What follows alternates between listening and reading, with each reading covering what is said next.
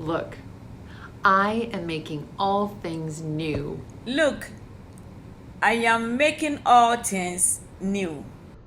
Look, I am making all things new. Look, I am making all things new. Look, I am making all things new. Welcome back. We are so glad that you have joined us today. We are about halfway through our conference right now. We hope this morning that you have had a meaningful worship experience and a great round of workshops. Amen. I have certainly enjoyed worship and this morning's events. We want to take just a moment to invite you to consider being part of the Val Murphy offering. This offering that's taken throughout the conference is a way in which we can provide numerous scholarships to those in need, providing a way for professional educators and lay volunteer educators to be part of this informative event. It's also the way we are able to pause and honor 4 individuals each year. One of the most joyful and inspiring occasions at each APCE annual event is the public commendation of friends and mentors nominated by you, their colleagues, as exemplary of APCE's core values and mission. Just to remind you, the mission of APCE is to connect, enrich, empower, and sustain all persons serving in educational ministries in the Reformed family of churches. APCE's 4 awards, appropriately titled Connect, Empower, Enrich Educator of the Year, and Sustain Life Achievement, celebrate 4 leaders in our ministry of Christian formation. Today and tomorrow, we honor those chosen by the Awards and Scholarships Ministry team for recognition in 2021. The Connect Award, established in 2017, recognizes educators who have worked in the field for fewer than 5 years and who inspire others to connect in ministry and to each other in a more meaningful way.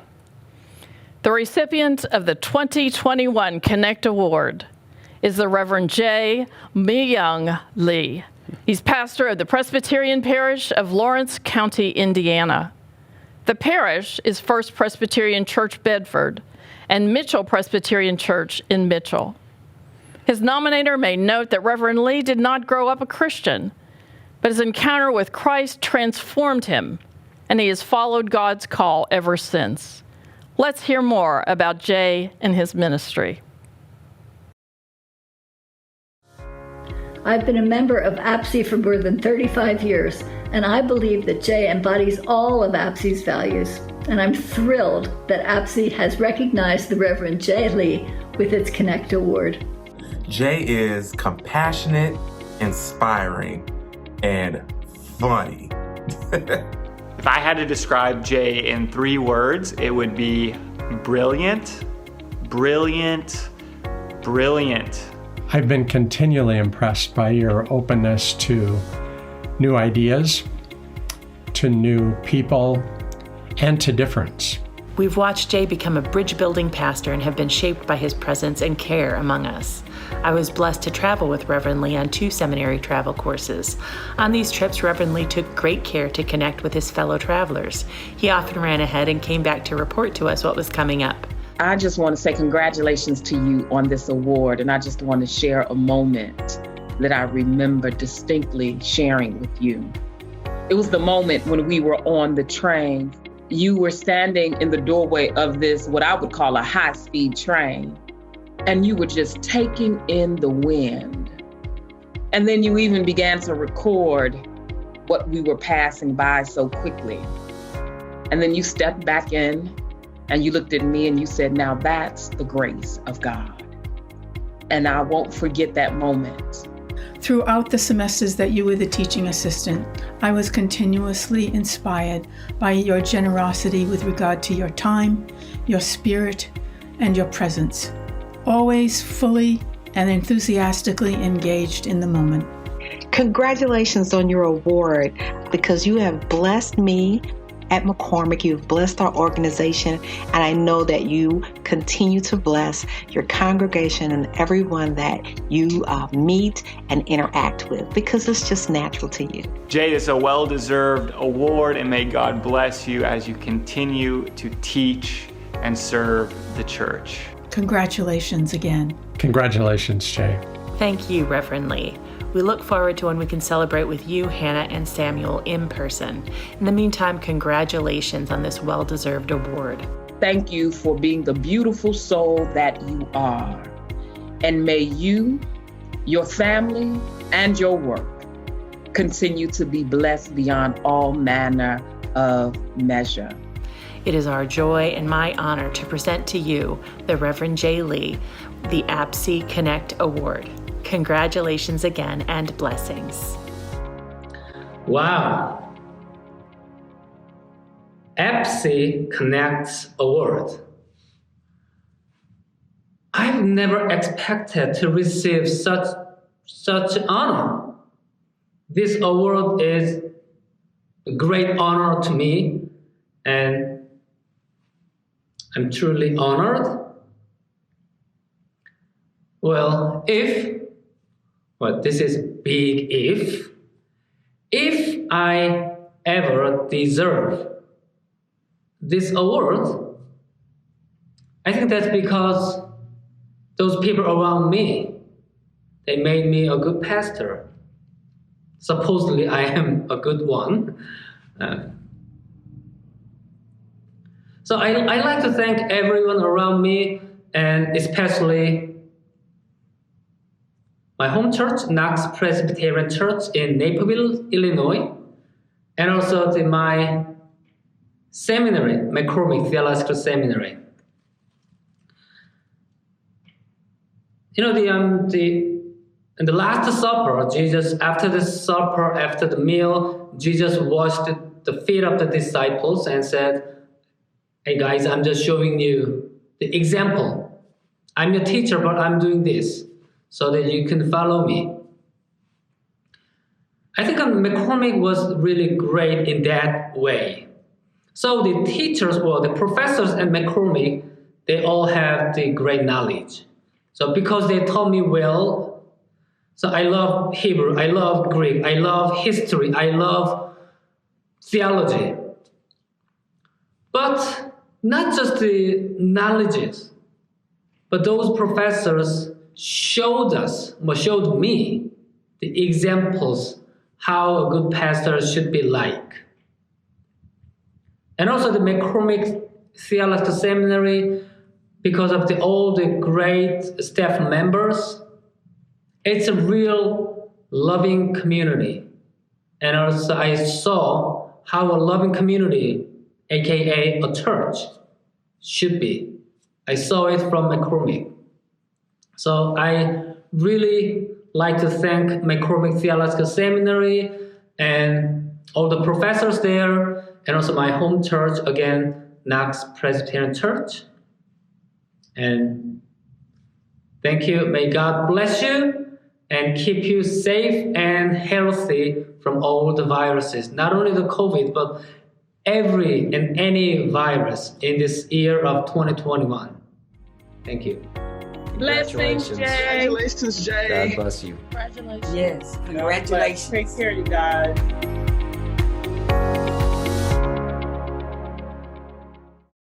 What a wonderful tribute to Jay Lee, our APCE 2021 Connect Award recipient. Also established in 2017, the Empower Award is given to a volunteer or professional who has worked in the field for more than 5 years and demonstrated the ability to work beyond the local congregation and empower others to become more engaged in ministry.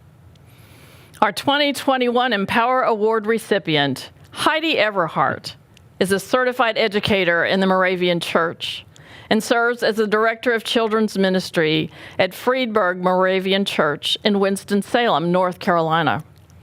In addition to her work in her own congregation, Heidi furthers Moravian and ecumenical ministries through Camp and Conference Center volunteering, and she's also a past member of the APCE annual event ministry team. Woohoo!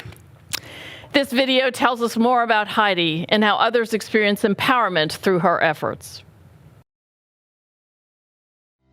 We first met Heidi about 4 or 5 years ago when we first came to this church. She was initially leading our children, and then we were privileged enough to begin serving as children's leaders under her.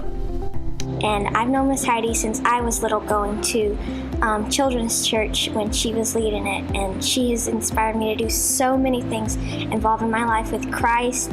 She taught Sunday school, Vacation Bible School, was a youth leader, children's ministry volunteer, helped with our Wednesday night fellowship program, sang in the adult choir, played handbells, and helped launch an upward basketball and cheerleading program, as well as serving as a summer camp counselor at Laurel Ridge, the Moravian Church's Camp and Conference Center.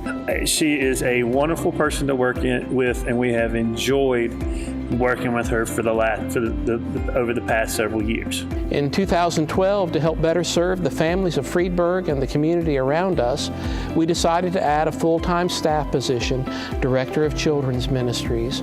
Early on in our search process, it became clear that we already had the perfect candidate in Heidi Everhart.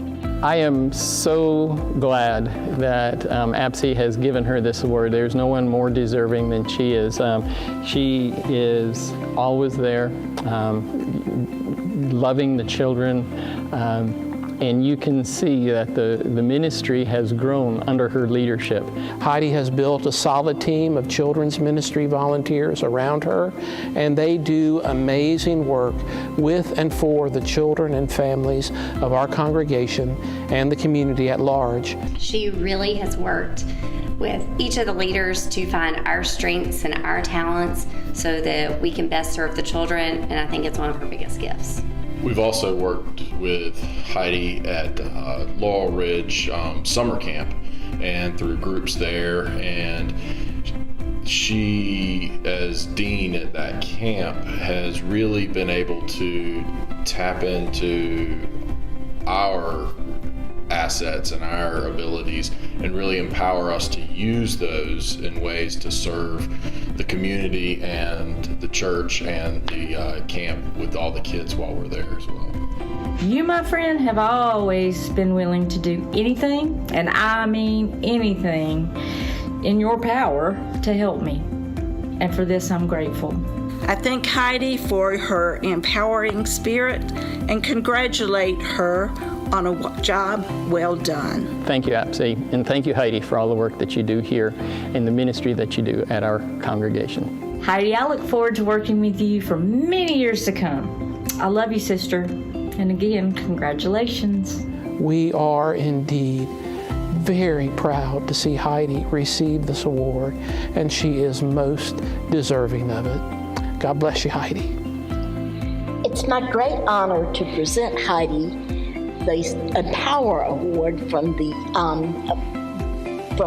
Association of Presbyterian Church Educators. The Moravian educators nominated Heidi for this award, and I can't think of anybody better than Heidi to get this award. And I'm going to let her introduce her family, but Daniel is going to present her with the necklace, and she has a certificate of the Empower Award.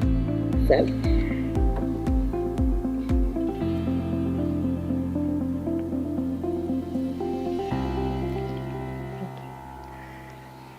So I have my family here, and I'm so grateful. Unfortunately, because of COVID, we had to do it this way, and they weren't going to be able to come to Chicago, but I'm very blessed and thankful that they are able to join me here today to have the presentation by Beth and to be able to participate in this with me. I want to thank APCE for this honor. I'm humbled, I'm honored, I'm grateful for you guys for choosing me for this. Empower means to make stronger and to just be able to show and to just be able to strengthen. And baffled, I guess, if you want to say, that you guys can see that through me, because I feel like there's so many people that have empowered me. My family here has empowered me to do so many things, and my pastors, other educators, friends, and other family members that aren't even here has empowered me to do so many things in the area of education. And so to be able to be known as an empowerer to others is pretty awesome. So I thank you for that. And I just want to say that through all the empowering that is done, that the one place that you can get it is through Christ. And my life verse is Philippians 4:13, and I can do all things through Christ who strengthens me. And so if I can tell you anything through the thanks, is to remember that the empowered feeling that you can get and that you can pass on to other people is that strength from God. And I just hope that you can take that away today through my thanks. So thank you, APCE. God bless you. Until next time.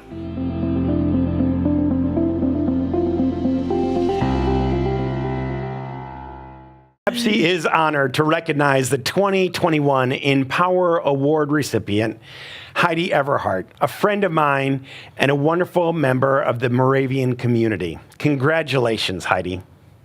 You'll want to be with us tomorrow morning when we recognize the 2021 recipients of the Enrich Educator of the Year and Sustain Lifetime Achievement Awards. And remember, friends, all 4 awards depend on your nominations. Please take time to look at the awards criteria on the APCE website under the Events tab and prayerfully consider who among your colleagues in ministry should be nominated. The deadline is June 1st, 2021 for the 2022 Connect, Empower, and Sustain Awards. For the 2023 Enrich Educator of the Year Award, that deadline is October 15th. Be sure to join us tomorrow morning for more celebration. Now, I know we're all educators, so we enjoy waiting to the very last second for anything, but consider nominating somebody right away on these. It's a wonderful way to acknowledge their ministry. But right now, it is my distinct honor and privilege to be able to introduce our plenary speaker for this afternoon. I first met Warren Chalklin through a Zoom webinar that our synod offered on dismantling systematic racism. He was engaging and inspiring, and he left me wanting to know more and do more. His gentle manner and smile are so contagious. We know that you will be challenged by what Warren has to offer also.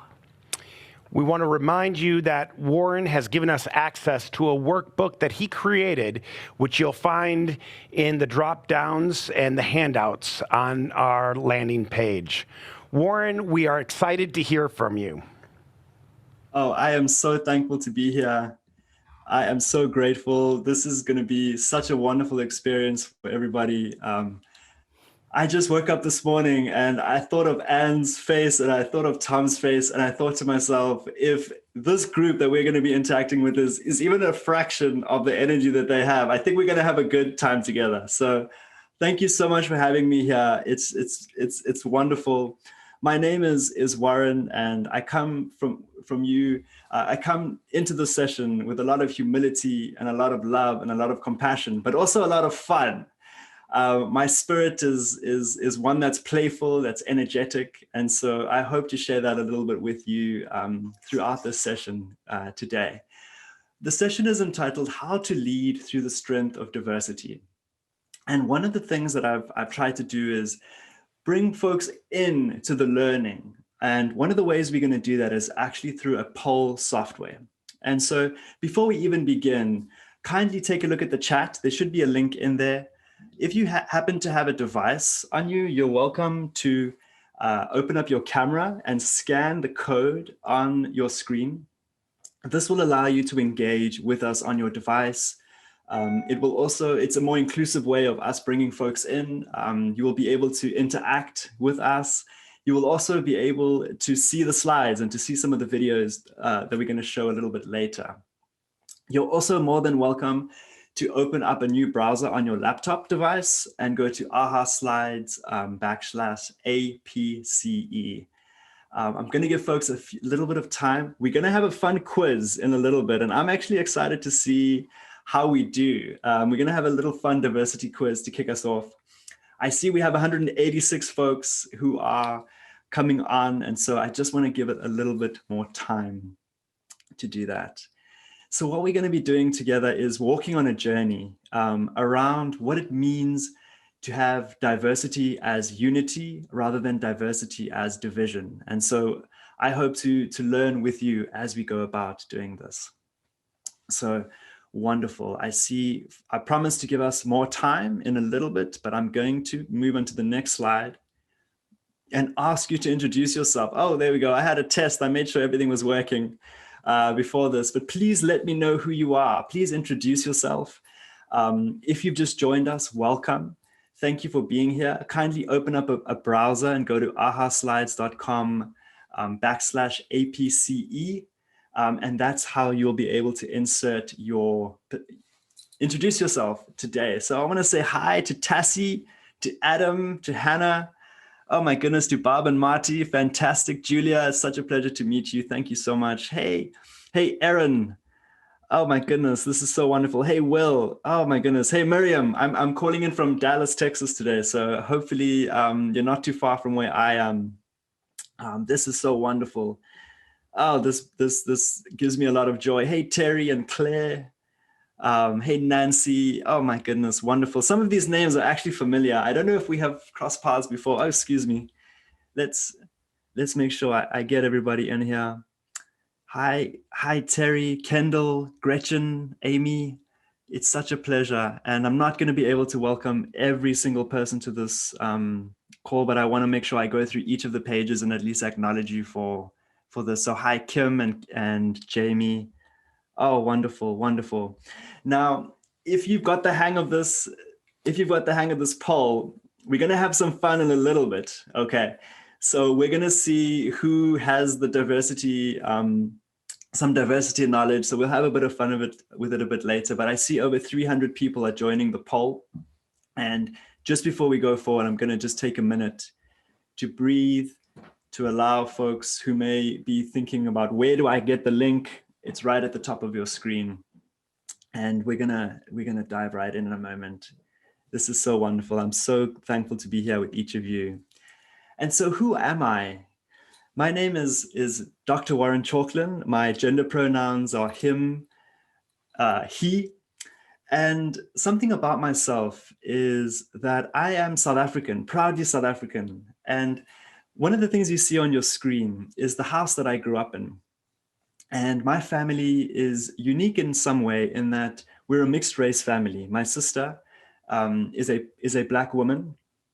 And growing up in a system of racial segregation in South Africa and informal segregation after 1994, we experienced having to negotiate our lives as a family. And my dad lost his job when we were younger, and we were actually evicted from this house on your screen. And one of the things that occurred was that family and friends opened up their hearts to their brother and myself, but they refused to let my sister live with them. And this happened with multiple people who I considered family and friends, right? And that was for the first time in my young life that I began to become conscious of racial injustice. And throughout my life, I have consistently been reflecting and working for racial justice. So I come into the session with a lot of humility, just because I have a Black sister and Black friends, that doesn't abdicate me from ways in which I participate in different forms of injustice. And so I'm here recognizing my positionality as a white person, but also leaning in with humility and vulnerability to say that I'm also committed to learning and growing and building with you as we do this work of building a just world and reimagining justice. And so on that note, there are a few things that we will learn together about, and I'm hoping that in this learning community we can grow. So on that note, let's kick off a little bit with some grounding. Whenever we talk about racial injustice, we have a tendency to dive right in. But actually, if we just take a step back for a moment and just recognize where we are right now. We're at the beginning of 2021. We're already in February. Can you believe it? And there's a lot that we have gone through and experienced. And so I want to take a moment and a deep breath with each of you to just ground us in this learning moment, to recognize the historical and present injustice that we are living in, to understand that, to recognize and honor the lives of indigenous people whose land was unjustly taken and on which many of us occupy, to honor the lives of George Floyd, Ahmaud Arbery, Breonna Taylor, Tatiana Jefferson, and the many others who have died at the hands of injustice. And so as we breathe and center ourselves in this moment, I want you to know that this space is a space of honor. It's a brave space and not a safe space. Safety can mean comfort, but comfort can also mean maintaining the status quo of injustice. And so to challenge injustice, we have to be uncomfortable, and to be uncomfortable, we have to be brave. And so as we lean into this, we honor with courage and a feeling of being brave with one another today. My playful spirit, I warned Anne when she asked me to please be part of this, that I hope everyone will be okay with my playful spirit. And I thought we would kick off with a little bit of fun, a little bit of joy, before we start to begin to engage in some deep analysis together. So if you have your device, please get it ready at this time. I'm going to show the QR code. I see there's somebody who asked, please, can you show the QR code again? Please use your device to scan the code on your screen. Alternatively, open up a browser and go to ahaslides.com/APCE. On the next slide, it's going to ask you to put your name. We're going to have a little competition, so please get ready for that. And I'm just going to give literally 10 seconds. I'm going to hide the QR code, and we are about to get ready. So please, if you are a player and you would like to participate, I see Lucia's the fire person, Michelle, Eduardo. Please let us know. We have 50, 60 players. I am so excited to see. I have my money on some folks, but I'm not going to say who. So let's just give you a little bit of time to join this game. You're going to have very short amounts of time to answer 3 quiz questions. So let's see how we do. I want to also welcome some folks while they are here. Hey, Bob, lovely to see you here. Joelle, Laura, Jane. I see Kayla, Krista, Jeff, and Kendall. Oh my goodness, I think AHA Slides, which is the platform we're using, is going to run out of emoticons after this. But that's okay.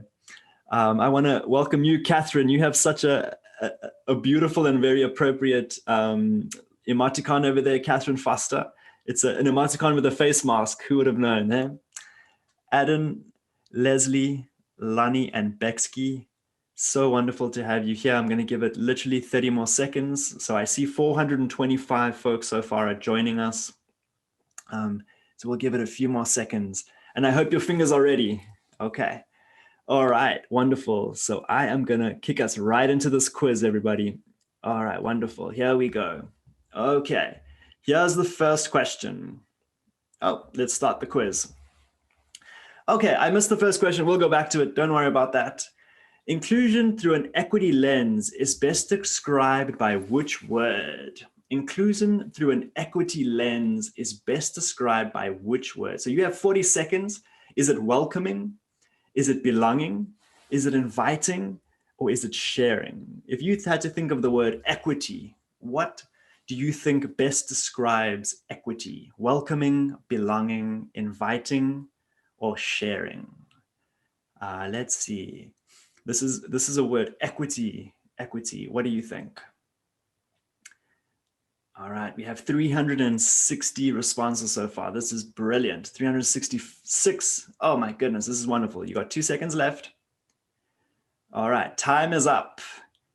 Belonging, absolutely. So when we think about equity, what do we mean by equity as opposed to equality? Equality is when we treat everyone the same, which is fine when we live in a world in which folks have equal resources, for example. But when we talk about equity, we talk about fairness. Okay. Now, what does it mean to be welcoming versus belonging? Okay, what does it mean to be inviting or sharing versus belonging? When we're thinking about equity, we're not just welcoming somebody into our home. We're not just inviting them to our home. We're not just sharing maybe a meal with them. We want them to feel a sense of belonging in our space, in our church, in our place of worship, in our organization. The sense that people belong, who they are is valued and welcomed and loved and cared for. And so when we think about inclusion, it's not just about, as is so appropriately mentioned and so often, it's not just about being invited to the dance. It's about being asked to dance. It's about being asked to show your dance moves. So let's think about it in that way. So I want to recognize Dodal and Liz. We have a tie for first place, along with Gina and Barb, and Katie and Laura. Oh my goodness, we have so many folks. Jerry and Susan Barnes. Okay, wonderful. Let's go to the next one. Question 3. I know we skipped question 1. You know you are an ally when. You know you are an ally when. Firstly, you know you're an ally when you have labeled yourself an ally. You have insert group, friends, right? So you could say you have South African friends, or in some cases I hear often, well, I have Mexican friends or South African friends or Black friends. You could also say you listen, you step up, you step back, and you challenge oppression. Or you don't know what an ally is, which is perfectly okay. We're here to learn together. All right, so we have 5 seconds left. 3, 2, 1, let's go. You know you are an ally when you step up, you step back, and you challenge oppression. Absolutely. Wow, we had a pretty good showing on that one. Absolutely. An ally is someone who sees themselves not as in a individualistic sort of way, but looks out around them and says, how can they be involved in issues that might not necessarily affect them? How can they be part of dismantling systems that may not necessarily harm them? Okay. And when we are allies to folks, we don't do things for folks, we do things with folks. An ally is somebody who does something with somebody, not for somebody. An ally leans into justice rather than charity. An ally reflects and listens and asks questions rather than leads. Okay, an ally is humble and kind, but brave at the same time. And most importantly, an ally takes action on themselves and with other people to effect change. Okay. And so when we think about allyship, we'll talk a little bit about that in a moment. Allyship is such a critical part of justice. And there's different forms of allyship. We have co-conspirators and advocates and all sorts of different terms. But the key thing for us is to think about allyship as working with others towards social justice. Now, I have to say that I did mistakenly skip the first question. And if we go back, we might not be able to go forward. So I'm gonna pause and let us just celebrate these 3 winners, okay? The first question was, what is equity? And I think you have that. We want to congratulate Gina, Dodal, Auntie Zemonicon, so funny, and Liz. Congratulations for being our quiz winners today. We really appreciate you. Wonderful. So when we think about diversity, in so many spaces, diversity is seen as a threat. It is seen as something that can divide and cause division. But it can also be something that builds bridges. All of us are diverse in different ways.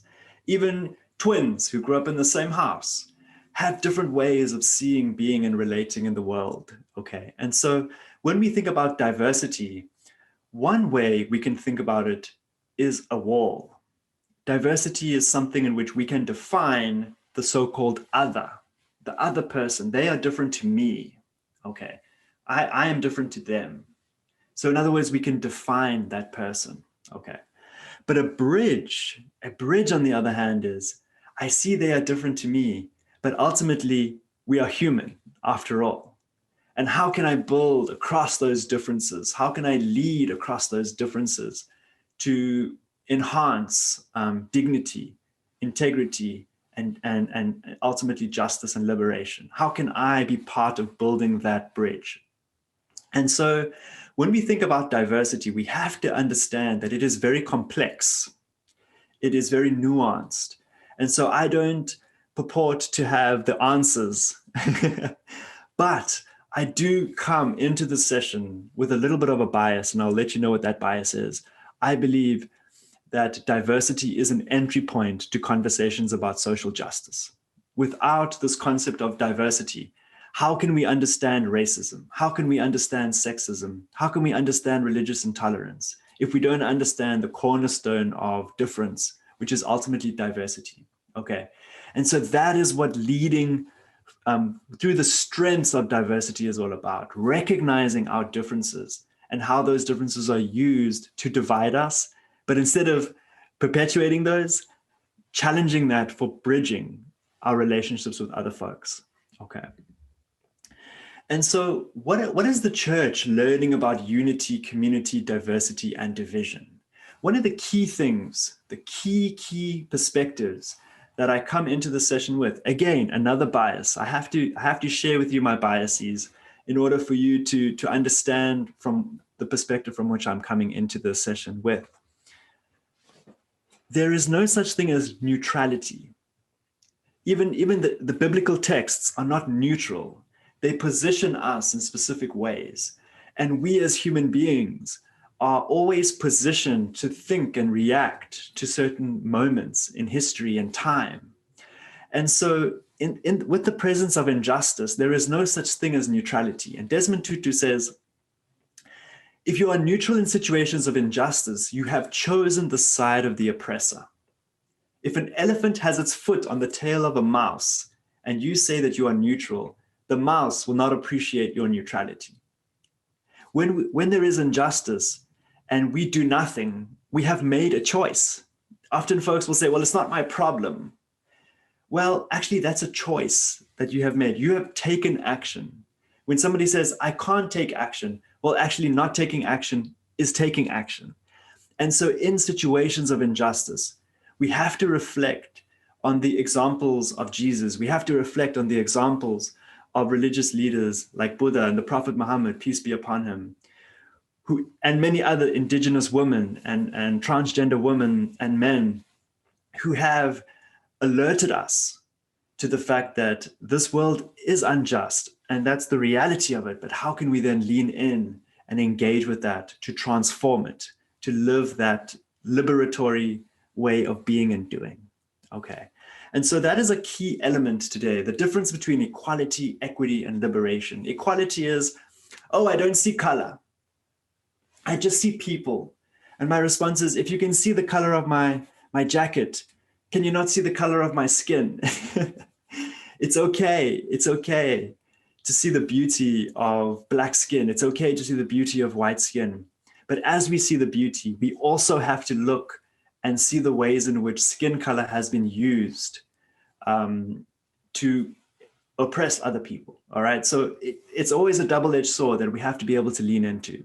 So when folks say, I treat everybody the same, in situations of injustice, as I mentioned, that injustice perpetuates itself. What we need is equity, and equity in the moment is about fairness. It's about recognizing, for example, that Black and brown folks and indigenous folks are experiencing the COVID-19 virus in different ways to white folks, and not leaning into that from a sense of guilt, but leaning into that with a sense of love and compassion and action to dismantle the barriers that are created, to really use those insights to take action for justice, right? In other words, thinking about what are the barriers and taking the boxes and making sure that folks can see. But I go further than this, and I say that it's not just about treating people fairly now. It's about reimagining the world. It's about recrafting the policies, the systems, the relationships, the ways in which we are wired to be more socially just, to be more socially equitable, and ultimately to live in a liberatory way, to be liberated, to live in liberation. So I'll give you an example of this. If somebody harms you with a racial slur, for example, or a sexist slur, and they say sorry to you, that may be enough to appease the situation. But liberation is about unpacking the systems and the ways in which the world affirms that kind of way of being, and changing the heart, the mind, the soul, the spirit of that person, for them to understand that it's not just about saying sorry, but actually about transforming ourselves and others. So that's what liberation is about, taking away the walls that divide us. And in order to do that, we need frameworks to help us understand these pieces. We need frameworks to engage with these pieces. And so if you have a pen and paper ready, or if something to write with is close by, I encourage you to secretly grab a pen and paper if you can in the next few slides, because we're going to be engaging in an exercise together. And I'd love for you to walk alongside and do that exercise with me. We're going to be using the LIPS framework: language, institutions, policies, and symbols. Today, we are focusing on racial injustice. We are focusing on how to analyze situations through the lens of anti-racism. What do I mean by anti-racism? When I think of racism, I think of exclusion, someone being excluded because of the color of their skin. I think about dehumanization. I think about the ways in which folks are treated less as a human being. And I think about oppression. I think about the ways in which folks are denied access, folks are denied the ability to be given the benefit of the doubt for applying for a job or going about their daily lives. So those are the things that I think about when I think about racism. But when I think about anti-racism, I think about the opposite. I think about inclusion rather than exclusion. I think about humanization. I think about dignity rather than oppression. I think about the fact that in every area of our lives, to be anti-racist is to live with dignity at the forefront of our existence, not only in our relationships, but in the structure of the world, to be dignity-centered, to be human-centered, rather than many other centers that we put at the forefront of our lives that get in the way of us really reaching in and connecting with one another. And including, not just including, but creating a sense of belonging in all the spaces that we are in. And so we can only do that, we can only be anti-racist if we have frameworks and tools to help us do that. And so today we're going to use the LIPS framework. The first thing we're going to do is we're going to look at a video and we're going to analyze the language of this video, okay? Now, why do we have language? Language describes power distribution. The words we use are incredibly powerful. For example, coming to the United States, folks would say, I'm American. And they would say, that person's African American. And I would say, but that person's American too. Why are they African American? Why is that Mexican American? Why is that Native American? Why is that? But why are you American? What happened there?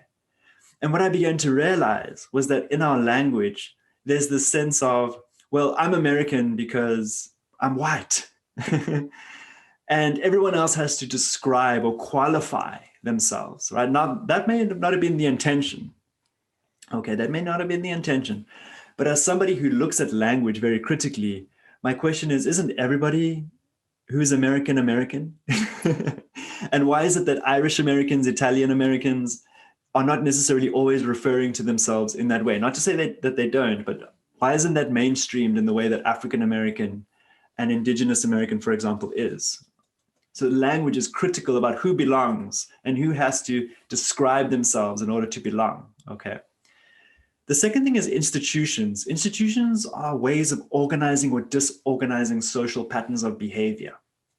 Our families are institutions, our churches are institutions, our businesses, and sometimes even the way we do things informally are institutions in and of themselves, okay? And when we think about institutions, they have a specific purpose. And so when we think about the police force versus the police service, we have to reflect on when the police use force, Why are we surprised when that is what they are designed to do, right? Because it's not a service, it's a force. And a force uses force. And a service conducts themselves in a way that is service-oriented. So we have to reflect on the ways in which institutions are designed for us to understand them. The third one is policies. Now, policies are ways of determining procedures, okay, and actions that determine resources, decisions, priorities that affect other people. A lack of policy is also a policy. When we think about, for example, sexual discrimination policies in the workplace, we have to reflect on the fact that those policies, in some cases, did not exist. There was a time when these policies did not exist. And so there was an implicit policy that sexual harassment was okay until somebody had to legally renounce that. And so in our spaces, there are policies that are written down, but there are also policies that live under the surface that are sometimes more powerful than what is written down. And we have to be able to reflect that. A lack of policy is also a policy. Finally, symbolism. Symbolism is critical. Symbolism is anything that carries meaning to a specific culture that represents the perspective of those with power. So we think about nonverbal communication as a form of symbolism.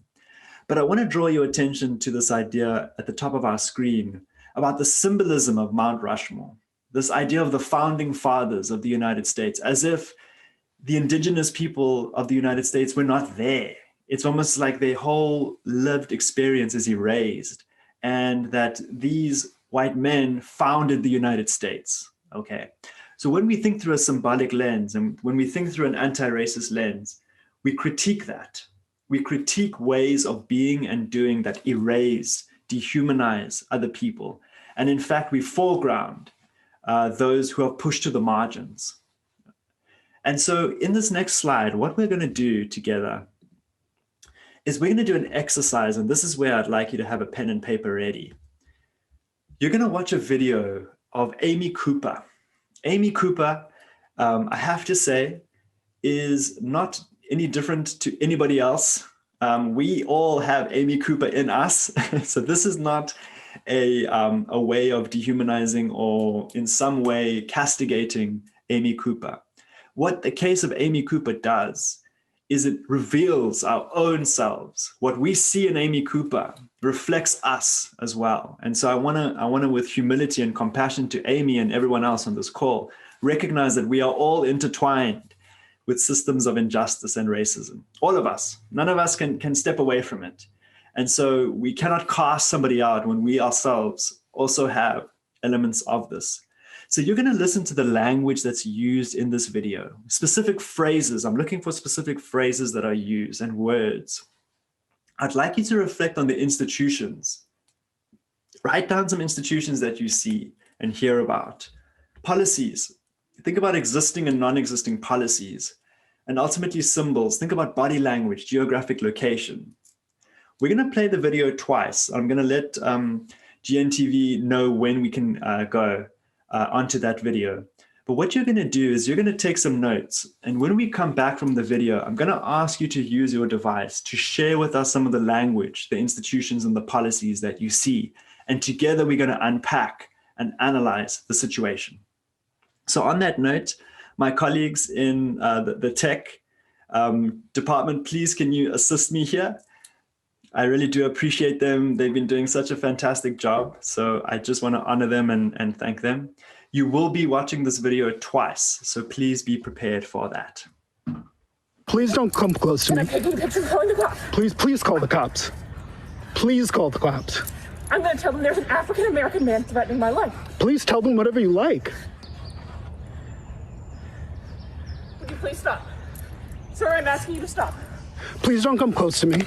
Sir, I'm asking you to stop recording me. Please don't come close to me. Please take your phone off. Please don't come close to me. I'm taking pictures of calling the cops. Please call the cops.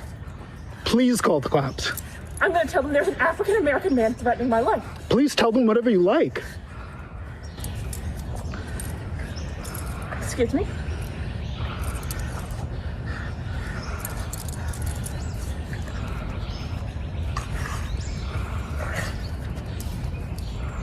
I'm sorry, I'm in the Ramble. and there is a man, African American, he has a bicycle helmet. He is recording me and threatening me and my dog. There is an African American man, I am in Central Park. He is recording me and threatening myself and my dog. And my... I'm sorry, I can't hear you either. I'm being threatened by a man in the ramble. Please send the cops immediately. I'm in Central Park in the ramble. I don't know. Thank you. Okay, please. Please don't come close to me. I'm taking a picture of calling the cops. Please call the cops. Please call the cops. I'm going to tell them there's an African American man threatening my life. Please tell them whatever you like. Would you please stop? Sir, I'm asking you to stop. Please don't come close to me. Sir, I'm asking you to stop recording me. Please don't come close to me. Please take your phone off. Please don't come close to me. I'm taking a picture of calling the cops. Please call the cops. Please call the cops. I'm going to tell them there's an African American man threatening my life. Please tell them whatever you like. Excuse me?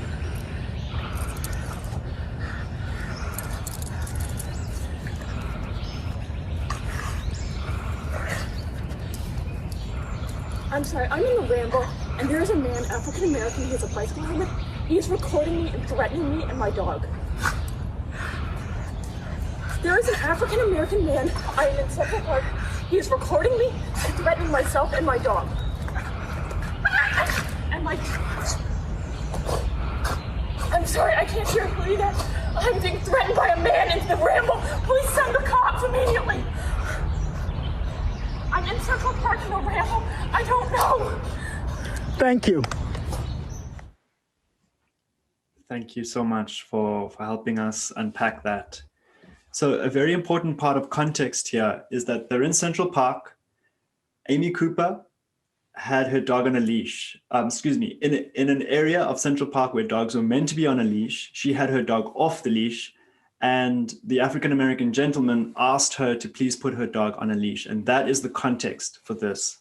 So as we think about this, we have to analyze this situation through the lens of language, institutions, policies, and symbols. So please use your device at this moment and let us get insight into some of the phrases that you heard. What are some things that you heard? And be specific about the words, please. Threatened, absolutely.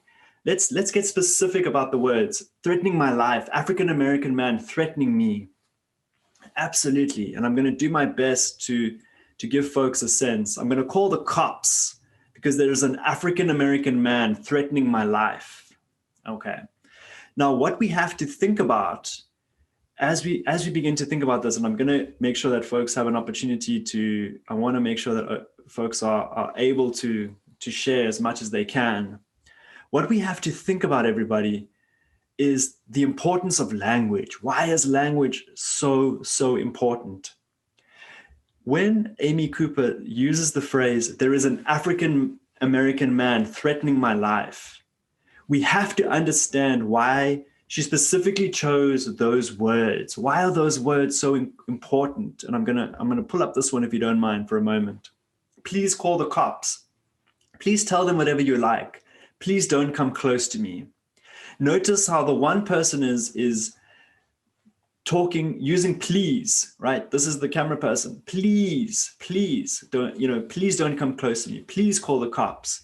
But on the other hand, she's saying, I am going to call the cops and I'm going to tell them there's an African-American man threatening my life. And we have to understand that in the context. We have to understand that in the context of police brutality against Black people. We have to understand why it is that she didn't call a stranger who was closer and could have intervened if she felt threatened. We have to understand why she said specifically to him, I am going to call the cops and tell them there's an African-American man threatening my life. Why? Why did Amy Cooper use this specific language? And as we reflect on that, we have to understand the importance of language. Language is being used to create a situation.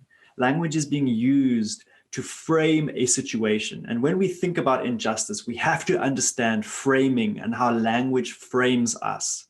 She didn't say, there's a man who asked me to put my dog on a leash and it made me upset. She said, there's an African-American man threatening my life. Come here now. And so when the cops arrive, we have to understand how that plays into a historical context. So what are the institutions that then come into this environment? Okay, so we already have this language, this very, very purposeful, very, very driven, very, very weighted language. But that language only has meaning when it's propped up by institutions. Okay, and so we see the police playing into this process. We see the idea of Central Park as an institution. Okay, and we recognize the history of Central Park when we think about young African-American boys who were, 5 of them who were detained and arrested and spent life in prison for being falsely accused of assaulting a white woman. We have to understand that history and how it plays into the present. Okay, so as we think about this, we have to reflect on how she is using a specific institution. She's not calling the institution of a family. Maybe she has a family member who could come and help her. Maybe there's the Central Park security that could support her. No, she's specifically calling the police because the police represent power. The police represent something in this context. And she thinks that by calling the police, that will threaten this black man. She assumes that when the police arrive and they see a white woman and a black man, that the black man is a suspect in the situation, that the black man is somehow responsible for threatening a white woman. And what does that mean? So as you can see, this idea that is being created. Another important thing is the importance of the media, the importance of the fact that this was filmed. And when we can see what is actually happening, we can begin to make up our own minds. But so often these situations are hidden and we only have the framing of the language of Amy Cooper. We'll just read in the newspaper that a black man threatened Amy Cooper's life and that's why the police killed him. But when we have the media, it can be a source of justice for us. It can be a tool of injustice, but it can also be a source of justice. So we talk about the language. There's an African-American man threatening my life. That only is given meaning when there's an institution that can bring force into that situation. Now let's understand the policies that are the existing and non-existing policies that are shaping the situation. So what are some policies that we see here? Remember, this is in Central Park where there was the leash law, absolutely. But what other policies or non-existing policies do we think are playing out here?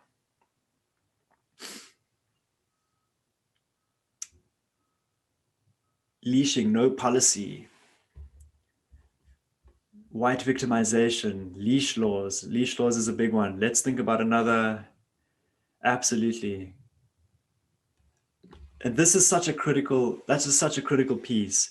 This woman was breaking the policy of Central Park in letting her dog walk around. And so the black man was actually enforcing the Central Park policy by saying, look, I'm a bird watcher and your dog is actually disturbing my bird watching. Kindly follow the policy. But this white woman is using the overall policy, which is biased, which has racialized bias against black men and black people to overturn that policy. The fact that, you know, she was in the leash, had a dog off a leash would almost become a footnote in the story. But it is incredibly significant because that is the cause of why we have this encounter. And so in actuality, the black man should be in a position, pardon me, to be calling the cops on this person who's not following the policy, correct, right? And so when we think about this, we have to reflect on the fact that there are policies that exist. There are ways of thinking and being that automatically perpetuate certain ways of certain assumptions about certain groups of people and certain assumptions about others.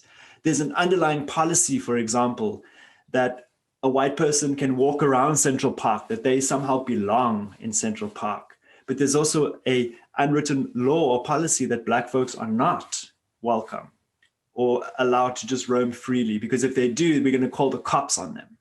Okay, and so there's this idea of of what it means to belong. Again, inclusion, what does it mean to belong in a space?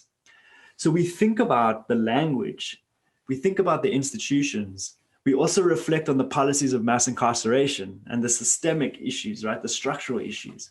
But let's look at some of the symbolism of this. What verbal and nonverbal communication did we see in this video? We saw finger pointing, we saw inflections, of Amy's voice, the way she was using her body, the way she was using all sorts of ways of creating, crying, finger pointing, charging forward, using her tone, making herself seem panicked. All of these are contributing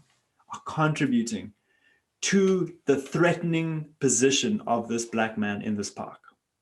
She is using tools, linguistic, institutional, policy, and symbolic tools to threaten the life of this man, to shape the narrative. Because when the police arrive, these different factors will combine, and in the absence of video evidence, could ultimately threaten this man's life and result in a situation in which he could die from it.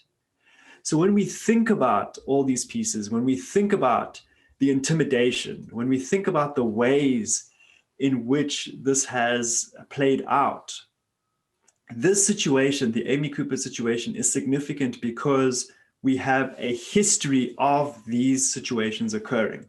When we think about Emmett Till, a young man who was accused of looking at a white woman funny in Oklahoma and was ultimately killed in the most brutal way.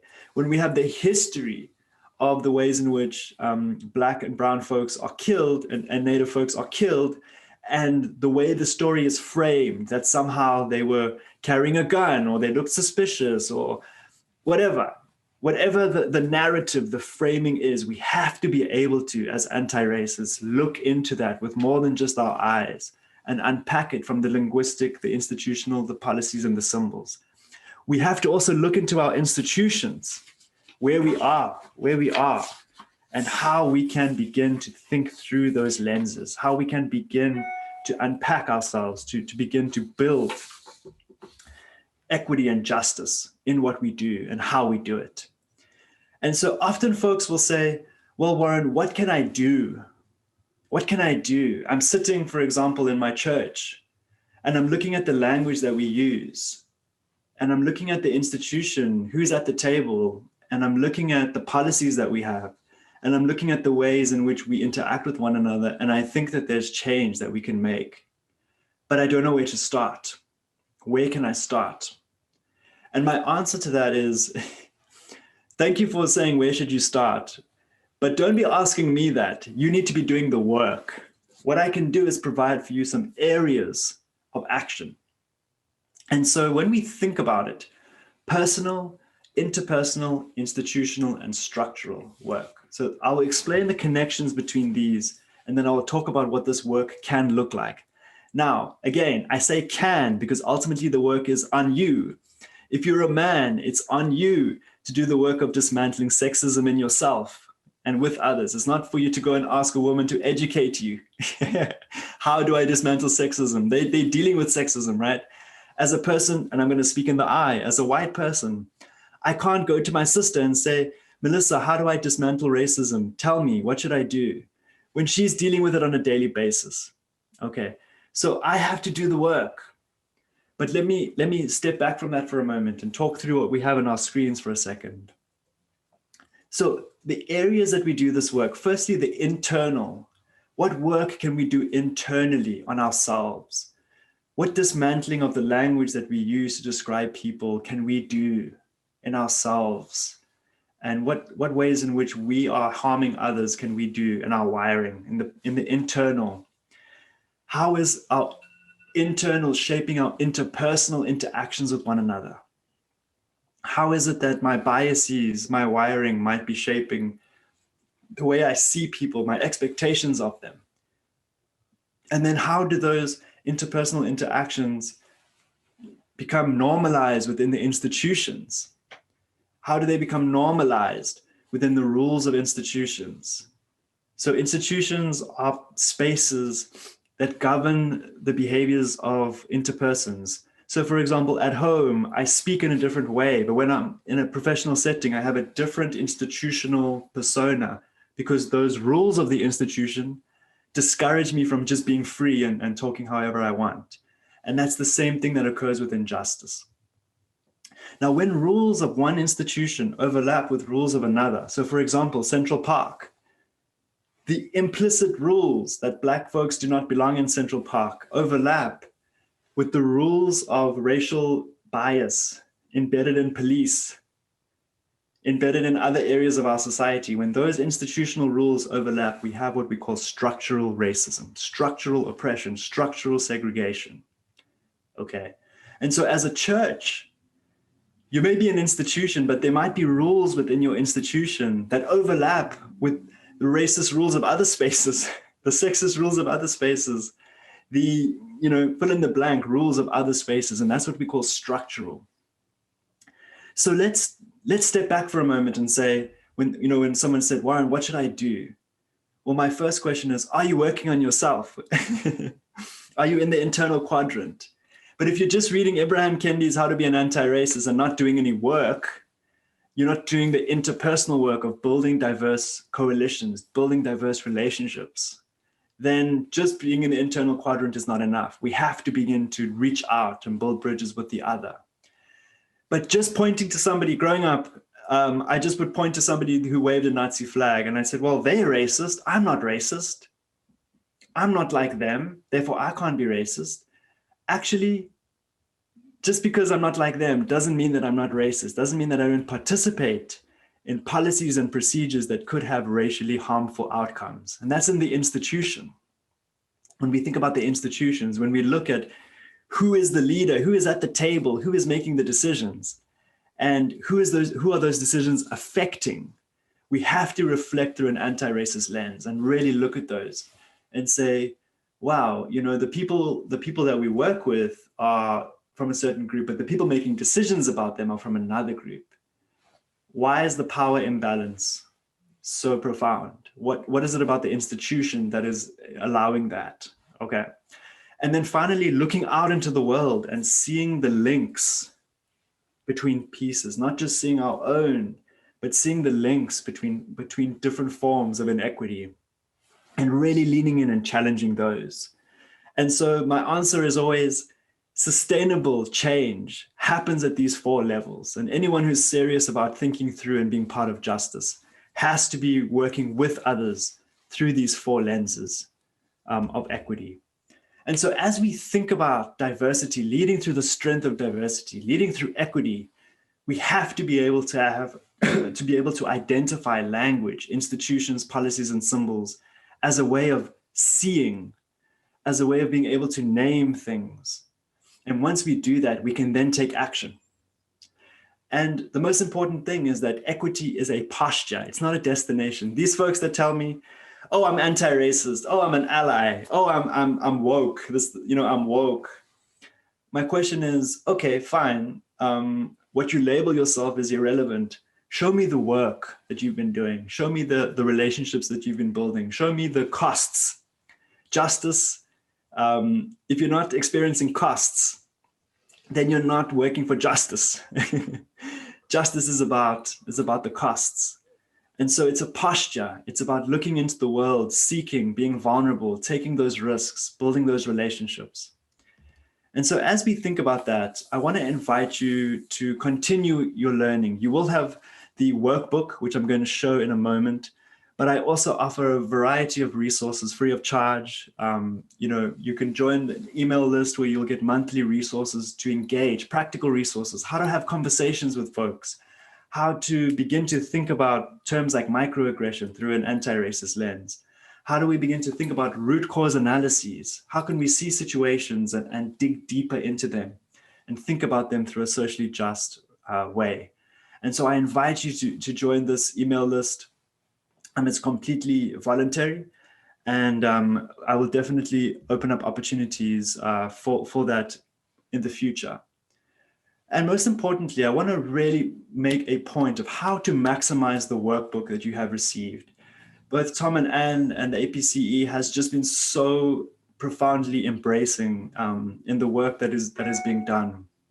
And so one of the questions that we had was, how can we best equip every single person to do this work? So the first thing to note is that you have access to this workbook. It is a 25-page workbook that goes through internal, interpersonal, institutional, and structural.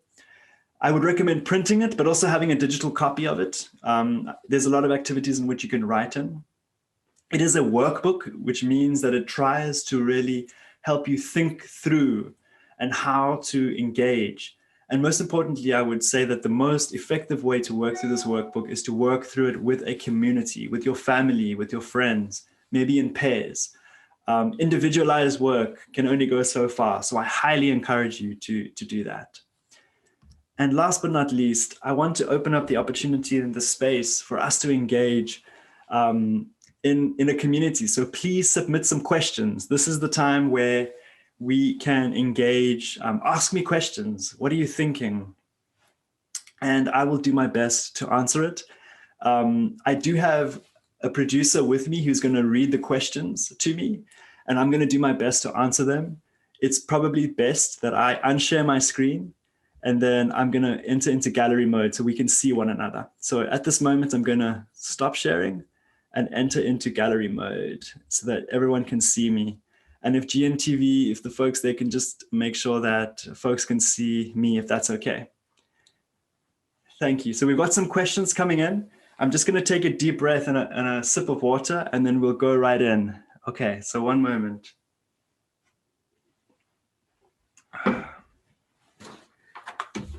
All right, I am ready. Steph. Our first question is, where did you first encounter the LIPS idea?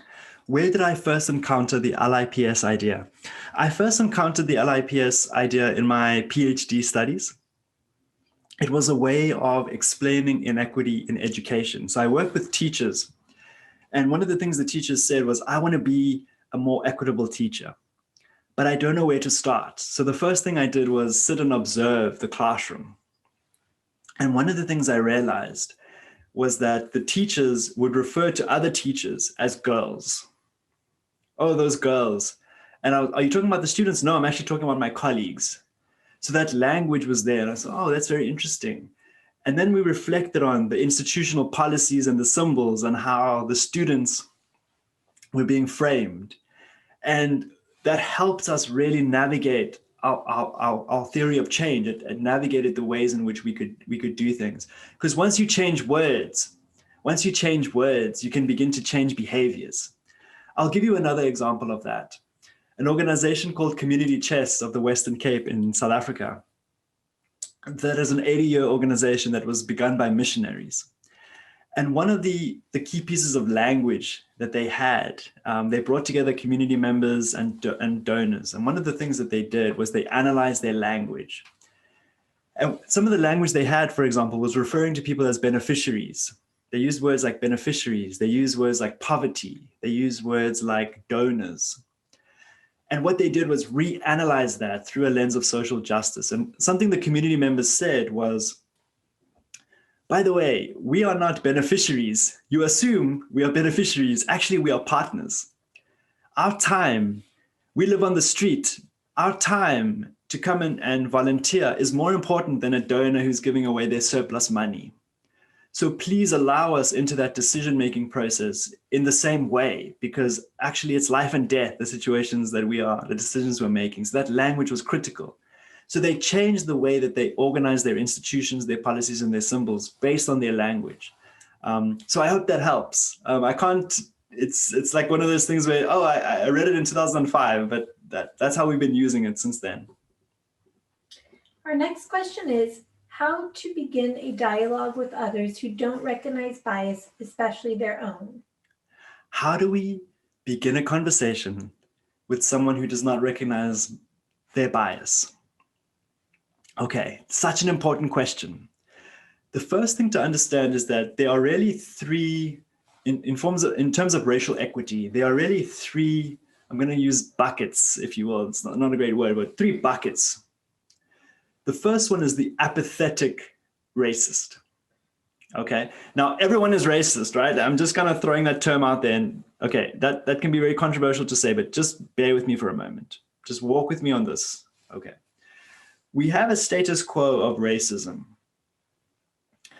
And when someone says, I am not racist, or it's their problem, it's not my problem. In other words, they're apathetic. Okay. They're in denial. The system of racism maintains itself. We also have a second bucket, which is non-racist or not racist. When somebody says, I'm not racist, I'm a good person, I have black friends, I don't see color. When folks say that, what they're actually saying is they're not actively looking at the ways in which race shapes outcomes. Okay. And so again, the status quo of racism is allowed to maintain itself because the person is saying, I acknowledge racism, right? I'm not denying it, but I'm sort of like not going to really do much to deal with it. And so an anti-racist is someone who is actively saying, look, I need to acknowledge the status quo and I need to take steps to deal with it. Okay, so I'm drawing up that framework. But here's the piece that's so important. When somebody says they don't have bias, they're in denial, firstly. But secondly, how do we engage them? And the first step is not to make statements, but to ask questions. Help me understand that. I know I have biases. I know I walk into a space and I have assumptions about folks. Do you never ever have assumptions about people? Is there ever a space in which you have ever had an assumption that you found to be correct or incorrect? Has that ever happened to you? And engaging in questions, engaging in wonder, engaging in curiosity brings a person in to the conversation and allows for the possibility of the status quo to be dismantled. If we took the other approach, which is to say, how can you not have a bias? That's like a ridiculous thing. We're pushing them away from the possibility of reflecting and ultimately being a partner in transformation. So the short answer to your wonderful question is questioning, wonder, curiosity. Help me understand that. And that's a good start. Great question. Our next question is, how do we help our children see the diversity of the world if we live in a very monotone community without making someone an other? Well, this is a beautiful question. Let me say that growing up in South Africa, one of the ways in which I accessed the world was through my imagination, through reading and through watching TV. And so even if I lived in a segregated country, I still was able to access the imagination and the worlds of others. Now, many people around me in my community did not have access to diverse literature, who never read the stories of Black authors, who never read about characters who occupied different identities. And so step number one is exposure, is real exposure. Please expose your children to diverse literature. It's so critical. Take them to a museum, help them understand that. That's the first step, exposure. But the second step, which is so critical, is to engage them in curiosity and engage them in critical thought around what they feel and think about these things. It's not just taking them to a museum, but helping them unpack and give meaning to that experience. All right. That's often where we can fall down. We think that taking students on a study abroad to Mexico on a mission trip, for example, is going to transform them, when in actuality, without meaningful intentional intervention, it can reinforce their existing biases. It can reinforce their existing racial stereotypes of them being the powerful interacting with the powerless. Okay. Now, without intervention and helping us unpack those and helping us engage in that curiosity, engaging in those questions and helping students and children make sense of that and identify it and give them some language, they will be passively consuming without making meaning. And so diversity without justice can be a smokescreen, if you will. So inclusion without equity, diversity without justice maintains the status quo. Thank you for that wonderful question. How do we help people move from a mindset of equality to equity to liberation? How do we move someone from a mindset of equality to equity to liberation. Whoever can find that out on this call, please let me know. We're gonna transform the world, right? That's a beautiful question, okay? That I think all of us in some ways are really working towards. Let me kick off that it's a pretty daunting task, but let me describe what liberation looks like. Liberation is a new way of being, seeing, relating, learning, and teaching with one another. It's the beloved community. That's what liberation is. Liberation is, in some religious texts, liberation is heaven. Liberation is the world in which we are able to exist, not only as in a just society, where everyone is able to access opportunities, but a liberated society in which our souls, our spirits, our humanity is valued and affirmed. So in order to live in that way, we have to create spaces. We have to create spaces like that.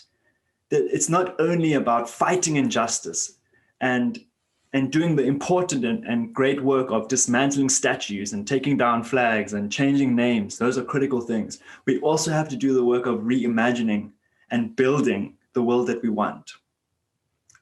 And so I would say that we always have locuses of control around us. We always have spheres of influence around us. Where can we in our own spaces begin to create the world in which we want to live in with others? Where can we do that? All right. How can we practice equity in that process? How can we practice equity?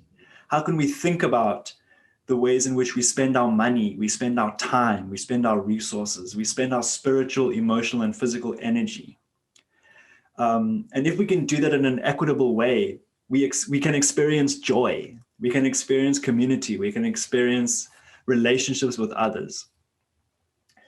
And none of that can exist with a mindset of equality. Equality is a goal, but just if everyone's treated equally, that's not necessarily liberation, because in any situation, not everyone needs the same treatment, right? They need to experience the world uniquely to who they are, okay? So equality is a way, and I will say that equality is important. It's a goal, okay? It's important, but we have to be aware of the ways it's been used to perpetuate injustice. Separate but equal, they said. Separate but equal. We know that it was separate and unequal. And so we have to be careful of the ways in which equality is a smokescreen for injustice. We have to be critical when we hear the word equality. We have to be critical about whether this is maintaining or dismantling the status quo. So the short answer is that there are many ways in liberation, but we can start by living in a liberated way and using equity as our lens and walking together on that path and building the world that we want to live in. Thank you for that great question.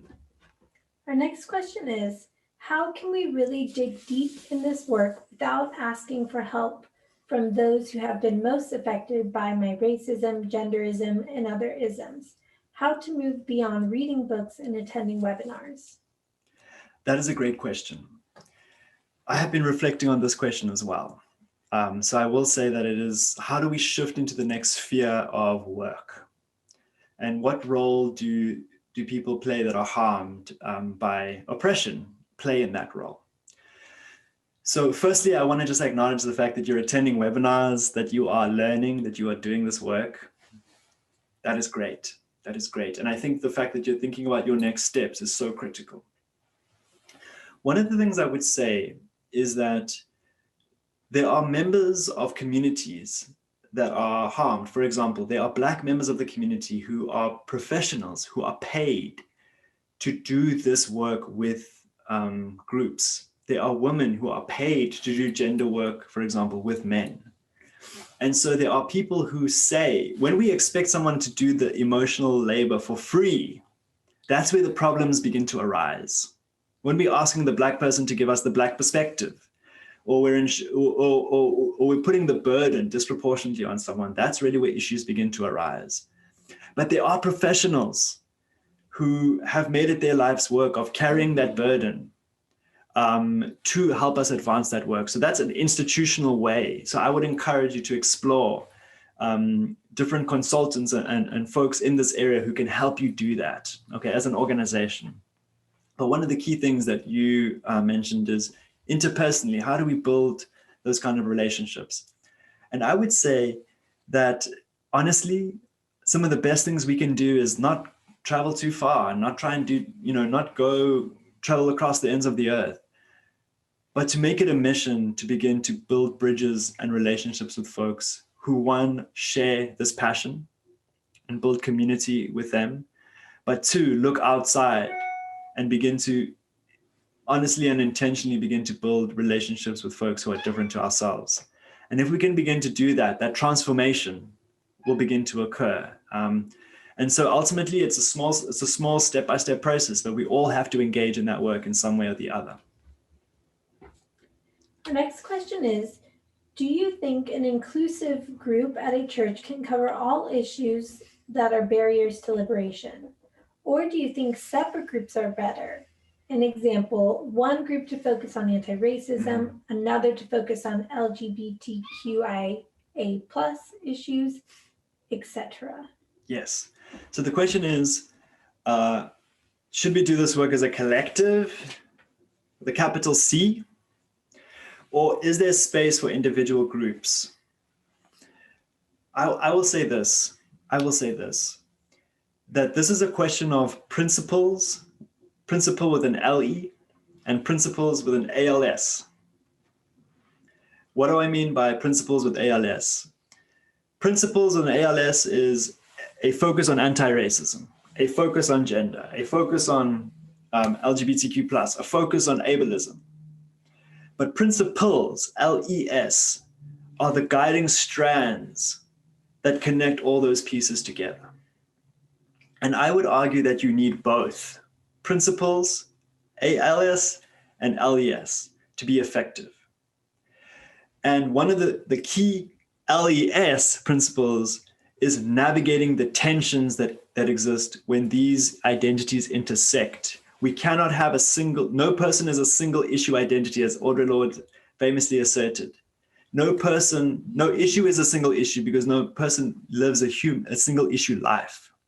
So we have to think about the ways in which these identities intersect with each other. And so that is an important part of this work. What have I seen that's been effective? I have seen organizations come down to the cross-cutting principles of their work. One of those key principles, for example, is dignity. Another key principle is equity. Another key principle is dialogue, for example. Now, regardless of the groups that are operating, if they're using those principles effectively, then anything can be really drawn through those lenses and can ultimately be effective and build those coalitions. One of the most important things that I've seen as well, and that I have to mention, is that if we can really understand the lenses that these different groups bring, that is the only way in which we can be effective. The challenge comes in when different groups have different priorities and there can be tension between these groups. And so navigating those tensions requires very intentional structuring and working through that. But that ultimately is what living in liberation is all about. It's living in the tension of justice and injustice. Thank you for that wonderful question. Our next question is, your analysis is very helpful and revealing. In the moment, for instance, with the video, there was so much emotion, which does not really allow for analysis. What is best when emotions are so high? I would say, breathe. Emotions are part of this process. They live in us. They are part of our memories. They are part of our spirits. We are not just flesh. We are emotions too. We carry those emotions with us. So I would say that in moments where moments in which overwhelming emotions will maintain the status quo, breathe, and just take a moment to have a strategy in engaging in equity work. We have to have a strategy. So as an example, on social media, when somebody posts a racist post, for example, And everyone, and you know this person well enough to have a conversation with them, but your only response is, you're a racist. Does that change that person's perspective? Does that open the possibility of conversation? No. What it does is force them into a situation in which they defend their racism. Okay. So what we have to try and do when it's appropriate, and I'm not saying this is appropriate for every situation, but might it be possible that in that moment, we know this person, okay, we have a relationship with this person. Might it be possible to take a breath and engage in a question? Because engaging in a question might open up the possibility that the status quo is unearthed, unmasked, and ultimately a conversation about dismantling it may occur. But nobody's ever become less racist by being called a racist. In fact, we may even entrench their beliefs because they have to defend something now because they feel threatened. And so again, emotion can be helpful in empathy. It can be helpful so sometimes I might take a breath and reply to the person tomorrow when I'm feeling more able to be engaged and leaning into that conversation. If I'm in real time, I'm conscious of my breath. I'm conscious of the words I'm using. I'm conscious of the way I'm leaning into that conversation. And I'm holding the person accountable. Don't get me wrong. I'm not saying we should just lie down and allow oppression to occur. But having a strategy as we enter situations of injustice can open up the possibility of dismantling it. But if we allow emotions to be a barrier, a further barrier to conversation, a further barrier to the work of justice, then we are ultimately entrenching it. So those are always the metrics that I use. Am I entrenching this, or at least trying to dismantle this?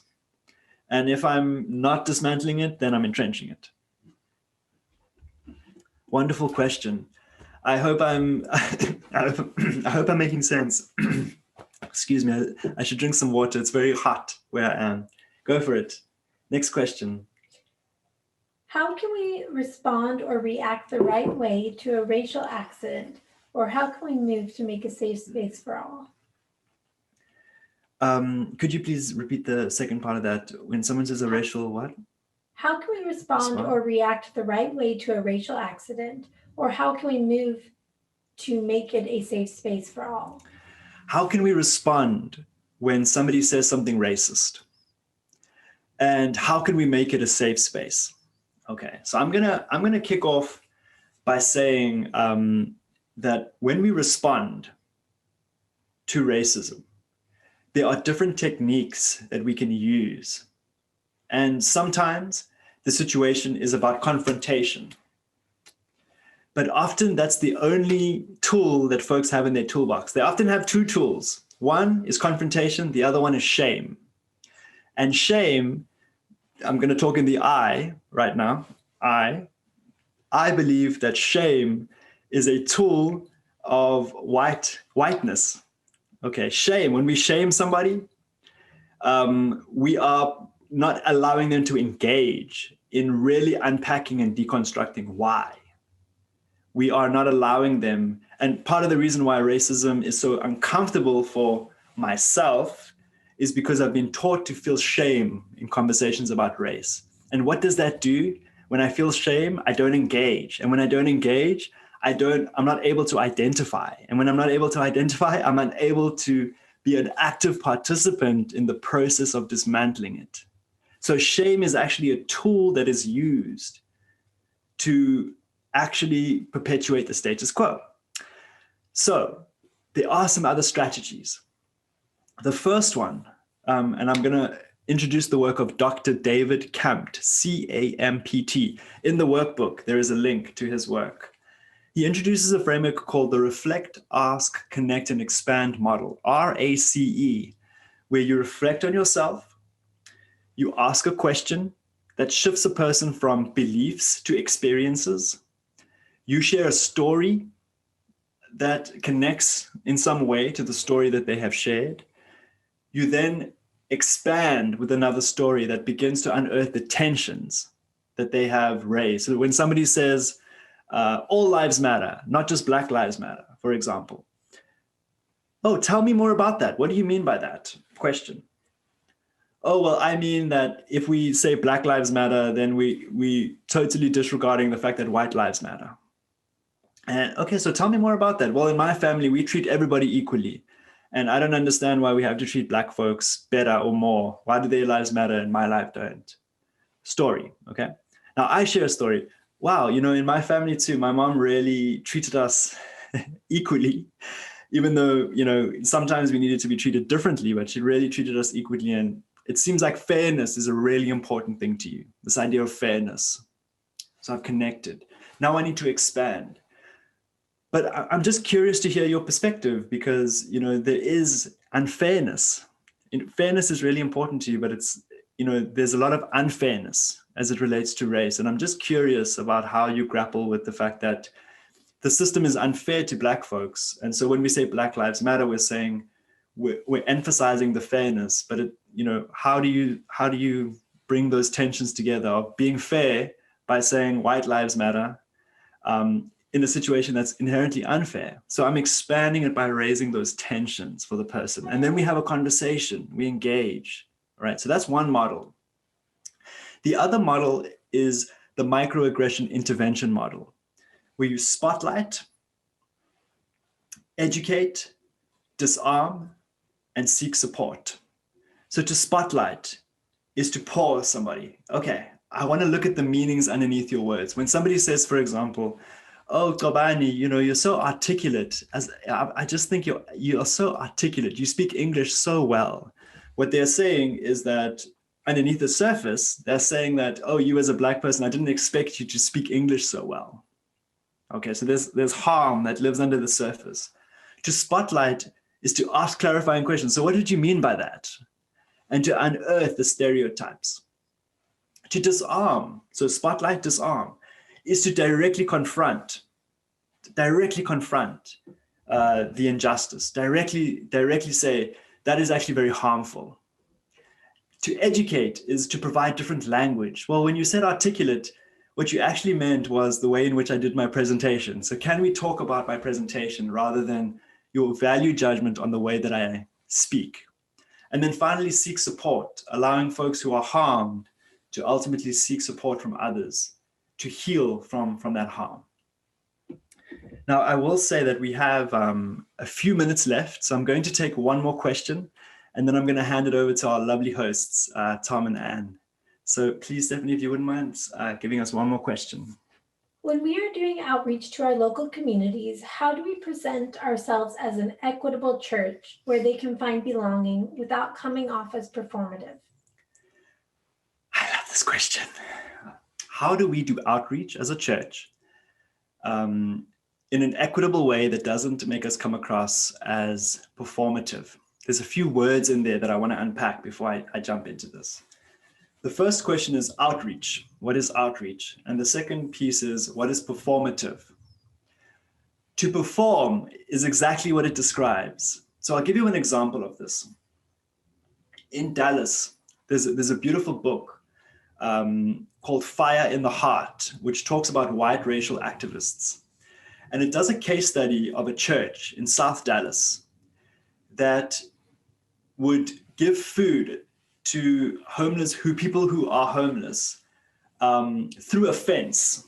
They would come and volunteers would give the food through a fence.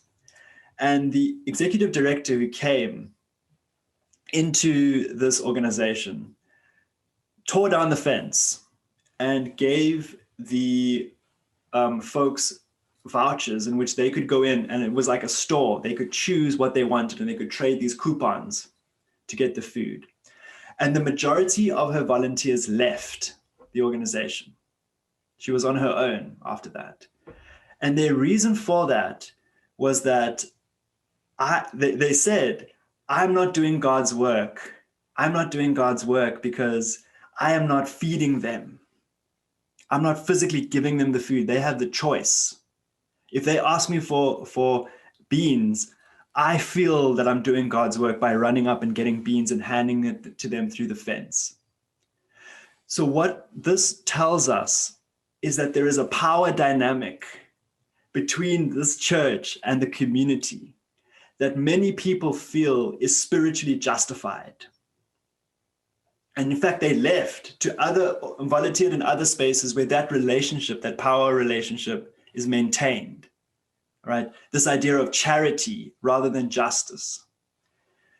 So one of the key things to understand, one of the key elements of this, is before you can do outreach, to understand the ways in which the gospel has been used to maintain the system of an imbalance of power. To maintain it, in many ways, we have been taught to feed the poor, but not ask, why are they poor? Why are they hungry? What are the systems, the institutions that have created injustice? And in some cases, the church has chosen the side of the oppressor. And so as you're going out, unless you have unpacked and dismantled those ways of being and doing, of seeing people in paternalistic ways, of doing things on people or for people rather than with people, then there's no way you can practice an equitable way of being and doing. So in order to be equitable, in order to not be performative, there has to be a structural way of thinking about this, a way of being in the community that listens, that is led by the community. We talk about outreach to bring people in, but we have to ask about why those folks aren't driving and leading our work. Why aren't we listening to the ways in which they understand the gospel? Why aren't we listening to the ways in which their power and humanity and perspective can help us shape the work? And so I'll leave by saying this. One of the most important lessons I've learned as a teacher, as someone who committed to equity, was someone said to me, Warren, equity is when the students teach you how to teach them, not you going in there and teaching them. You have to listen and humble yourself to the ways in which those students will teach you about what's important to them. And in that relationship, education can take place. So I will end by recommending a book, Paulo Freire, F-R-E-I-R-E, Paulo, P-A-O-L-O, Paulo Freire, Pedagogy of the Oppressed. For that person who asked the question, that book will give you insight. On this note, I better pause.